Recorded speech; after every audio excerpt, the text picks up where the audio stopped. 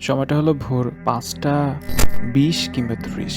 ফজরের নামাজের পর কিছুটা সময় থাকে যে সময়টাতে কোনো রকমের সালাত আদায় করা বা নামাজ পড়া সম্পূর্ণভাবে নিষেধ।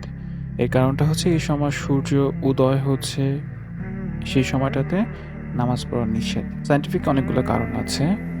সূর্য থেকে বিভিন্ন রকমের রে আসে যেগুলো সরাসরি পৃথিবী ওই সময়টাতে অ্যাবসর্ব করতে পারে এবং যেটা আপনার ব্রেইনে ক্ষতি করতে পারে। আবার সূর্য অস্ত যাওয়ার সময় সেম ঘটনা। সূর্য যখন ঠিক মাথার উপরে সেই সময়ও নামাজ আদায় করা নিষেধ, বিকজ মুসলমানদের নামাজে সেজদা করতে হয় এবং ওই সময় যদি পৃথিবী নেগেটিভ চার্জ নিয়ে থাকে এবং ওই সময় আপনি যদি সেজদা করেন আপনার বডিতে বিভিন্ন রকমের সমস্যা বা মাথায় বিভিন্ন সমস্যা হতে পারে। এটা সায়েন্টিফিক্যালি প্রুভড। আমি সম্পূর্ণ ডেটা দিয়ে বলছি না বা রেফারেন্স দিয়ে বলছি না, বাট আপনি এগুলো গুগলে সার্চ করলে অনায়াসে পেয়ে যাবেন।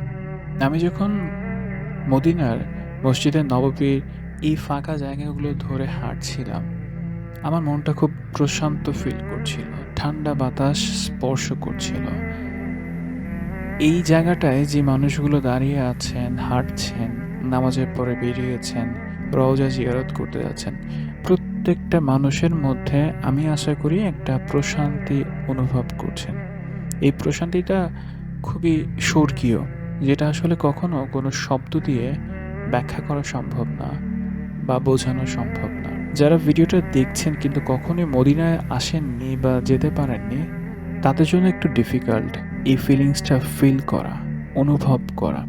কিন্তু যে মানুষ একবার মদিনাতে গিয়েছেন, এই ভোরের একটা ঠান্ডা বাতাস অনুভব করেছেন, তিনি আমার কথাগুলো বুঝতে পারবেন, তিনি কানেক্ট করতে পারবেন, তিনিও ফিল করতে পারবেন।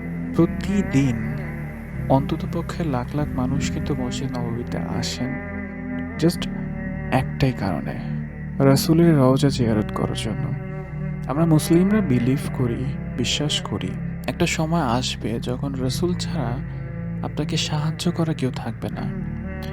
একটা সময় আসবে ওই মানুষটাই, যিনি সর্বশ্রেষ্ঠ মানুষ, তিনি আপনাকে সাহায্য করতে পারবেন তার উম্মত হিসেবে। এবং ওই কারণেই প্রতি বছর, প্রতিদিন, প্রতি মাসে মাসে অসংখ্য মুসলমান বিশ্বের বিভিন্ন প্রান্ত থেকে মদিনা আসেন রাসূলের রওজা জিয়ারত করতে, রওজা একবার দেখতে। फासलों को तकल्लुम